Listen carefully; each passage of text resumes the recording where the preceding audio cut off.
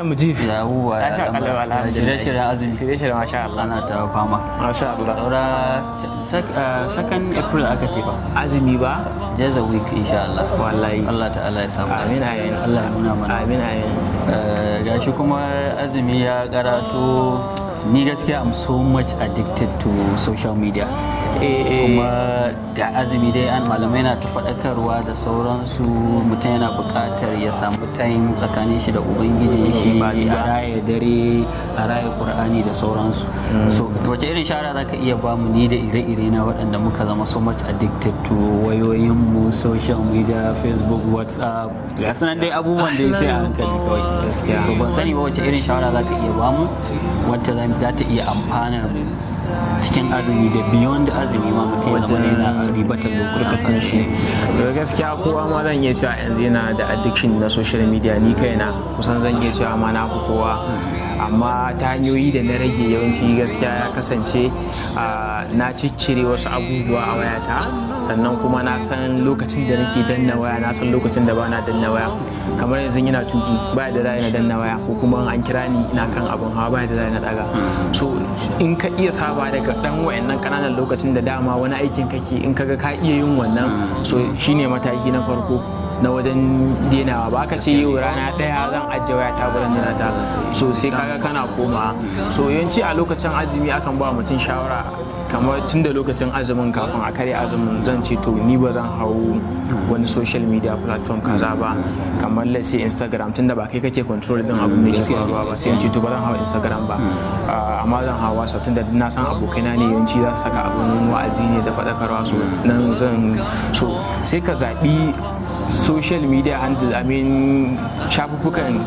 yada zumuntan da kake hawa sai ka rarrage wasu sai ka hawa wasu sannan za ka iya cewa to yanzu ba zan hau lokacin da azumi aka dau azumi ba sai lokacin da aka yi buɗe baki shi ma buɗe bakin na dan wani lokaci zuwa wani lokaci amma an kace za ka tattari ka daina yin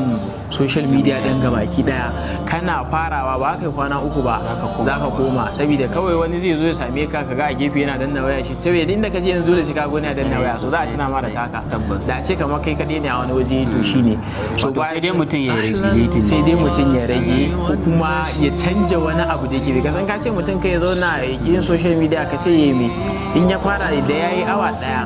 ba kamar social media din ba ita kadai sai abin da zaka fara kai ta yi kai awa da yawa ba kai abu ruwan gaji ba amma duk wani abu in dai bai kai shi ba so sai ka kuma koma baya ka nemi wannan abu mai daɗi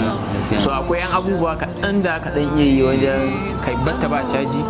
in ka san kamar yanzu a kawo ta kai cajin ka so sai ka bari sai lokacin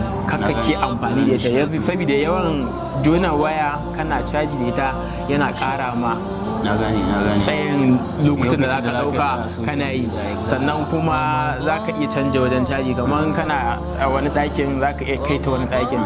ka saka ta a nan tana yin caji so shi ma an kasancewa sai ka sako ko kuma ka ɗaukar kafa ka je sai ka ce kawai ka ɗan kyale ta mai ka ɗan karasa karatun ka ko ka ɗan ji wani abu so amma matsalar da take faruwa dai in ka ce zaka ajiye wayarka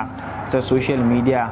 yawanci za ka ga kana jin wa'azi da ita na ake sa a gidan rediyo wayar na ita ta zama komai so maimakon kai haka sai ka ɗauko rediyo na gani ko kuma ka ɗauko wata ƙaramar wayar sannan haka nan wajen sahur ita waya ita ce ta fara ya kama gidan rediyo ce ba social media so za ka kama yawa sannan abu na biyu shine yawanci wayar mu ita take ta da mu Ramadan nan za ka iftar sosai za ka yi sahur ma duka za ka gani an dan turo sai so alam din nan so in dai za ka kasance waya ka ce alam ta duba lokaci sai ka danna so inda agogon ka na hannu da kake amfani da shi sai ka ajiye shi a gefe lokaci dai kake so ka duba alam ne ma da za ka ga suna da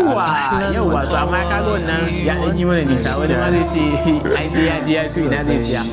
so amma idan kamar kana da wayar ne tunda dai duk lokacin da ka bude idan ka za ka iya kallon agogo to sai ka ajiye agogonka na da yanzu agogo na bango ma duka ba wani ganin shi ake a gidaje ba so duk lokacin da kake amfani da waya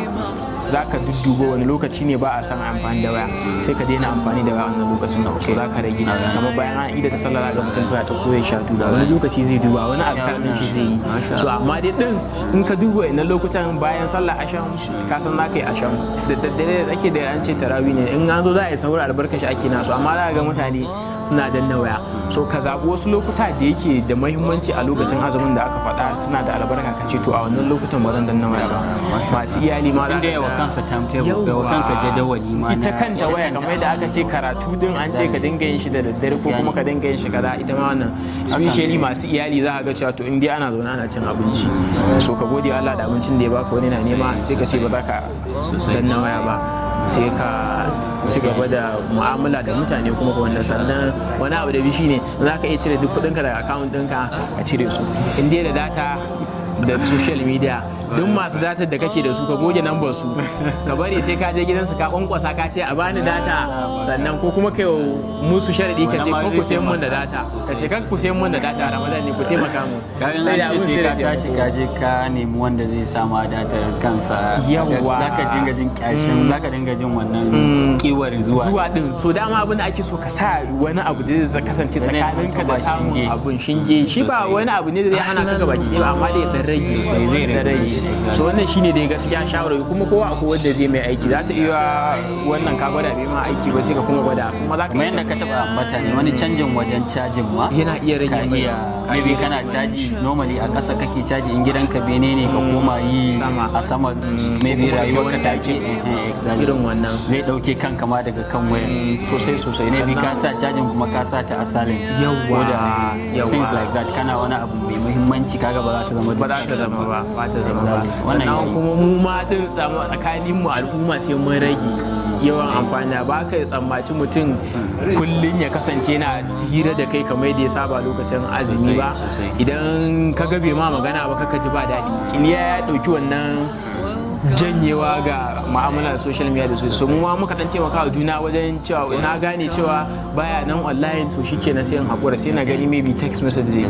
so akwai abubuwa da yawa kuma mutane duk wani wanda ka sani zaka yi tambaye shi ya ake mu ba lalle mu ya ba da duka shawarwari ya danganta da mutum ya danganta muna da individual differences abinda zai ma wani ba lalle ma ba so abu ne wanda yake kokari ne kullum haka ake Allah ubangiji ya saka amin amin so masu sauraron mu wannan ita ce takaitacciyar hirar mu akan yadda mutane za su amfani lokutansu a cikin Ramadan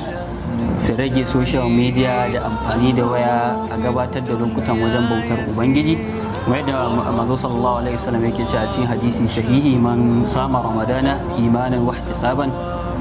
gufira lahu ma taqaddama min dhanbihi duk wanda ya zama ya azumci azumin ramadana cikin imani da kuma neman yarda Allah da neman lada kwaɗayin lada wajen Allah Ubangiji ta'ala zai yafe masa kurakuransa Ubangiji Allah ya sa ba cikin ribaci wannan azumi da yake gabatowa Allah ya raya mu ya ba mu lafiya ya ba mu ikon azumta ya azurta mu da gafararsa da rahamarsa assalamu alaikum wa rahmatullahi wa barakatuh